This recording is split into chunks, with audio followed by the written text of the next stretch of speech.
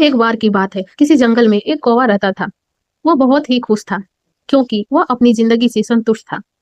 लेकिन एक बार उसने जंगल में किसी हंस को देख लिया और उसे देखते ही सोचने लगा कि ये प्राणी कितना सुंदर है। ऐसा प्राणी तो पहले मैंने कभी नहीं देखा, इतना साफ और सफेद।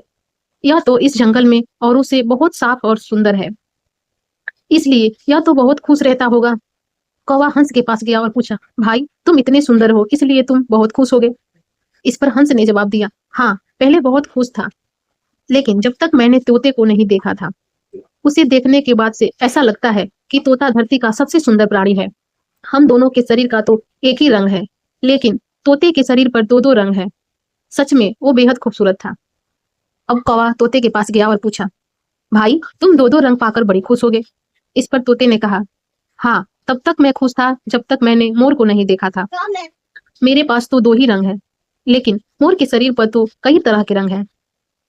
अब कौवे ने सोचा, सबसे ज्यादा खुश कौन है, यह तो मैं पता करके ही रहूंगा, इसलिए अब मोर से मिलना ही पड़ेगा। कौवे ने मोर को जंगल में ढूंढा, लेकिन उसे पूरे जंगल में एक भी मोर नहीं मिला। और मोर को ढूंढते ढूंढते वह चिड़ियाघर में पहुंच गया। तो देखा, मोर को देखने बहुत से लोग आए हुए हैं। उसके आसपास तो अच्छी खासी भीड़ है।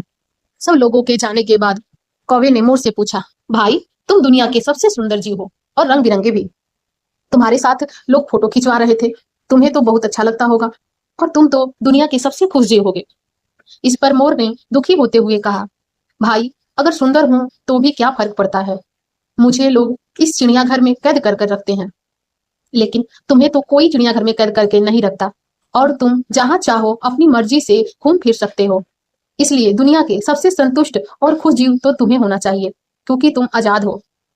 कौवा हैरान रह गया, क्योंकि उसके जीवन की अहमियत कोई दूसरा बता गया। दोस्तों, ऐसा ही हम लोग करते हैं। हम अपनी खुशियों और गुणों की तुलना दूसरों से करते हैं, ऐसे लोगों से जिनका रहन सहन का माहौल हमसे बिल्कुल अलग होता है। हमारी जिंदगी में ऐसी चीजें होती है जो केवल हमारे पास है, लेकिन हम उसकी अहमियत समझकर खुश नहीं होते। लेकिन दूसरों की छोटी खुशी भी हमें बड़ी लगती है, जबकि हम अपनी बड़ी खुशी इग्नोर करते हैं।